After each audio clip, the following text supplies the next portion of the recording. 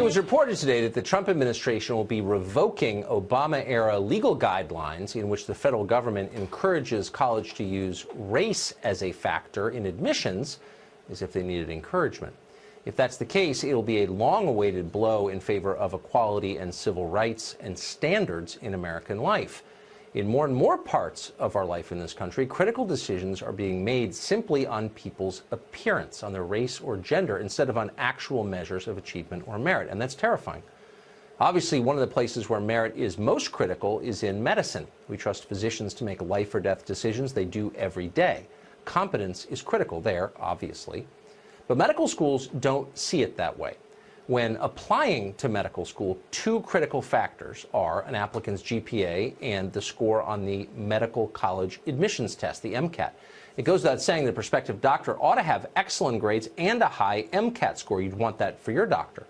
But the standard is not the same for everybody. It differs by appearance. For example, applicants with an MCAT of 27 to 29 and a GPA of 3.4 to 3.59, if you have those numbers and you're Asian, you have a 21% chance of getting into a medical school.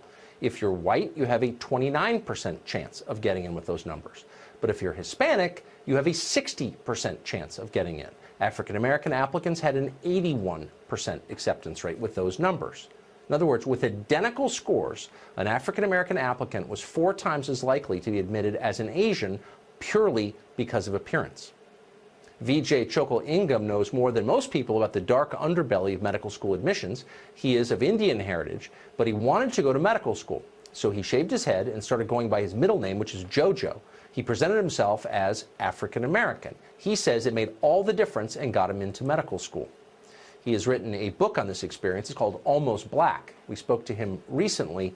Here's part of the conversation. Vijay, thank you very much for joining us tonight. So you are convinced, based on your experience, that your race, or what the medical school perceived your race to be, was critical in getting in? So exactly like you mentioned, I reviewed the statistical data published by the American Association of Medical Colleges. I figured out that I was much more likely to get into admission as an African American than as an Asian American, so I came up with that scam that you described earlier.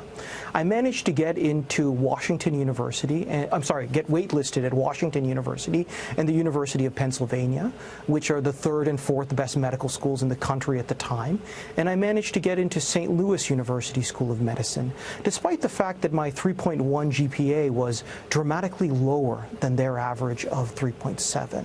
So my plan paid off much more than I expected.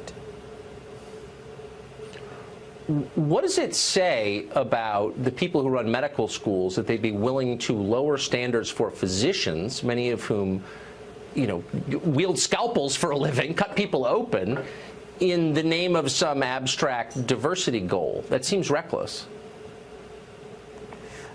So as a result of this system, they essentially allow students who are not as qualified as others to get in. Now, I don't want to talk about the end product, whether this results in physicians who are of lower quality, but I will say that it is a system of legalized racism. The universities are promoting, and medical schools are promoting, discrimination against Asian Americans on a massive scale. And it also promotes negative stereotypes about the competency and professionalism of African-American physicians and healthcare professionals. It's important to realize that there was a University of Illinois Urbana-Champaign study which showed that affirmative action actually promoted negative stereotypes about African Americans and Hispanic students. So that is a very real concern. Oh, of course it is. Is there some reason that we should care about what our doctors look like? Is appearance critical to practicing medicine?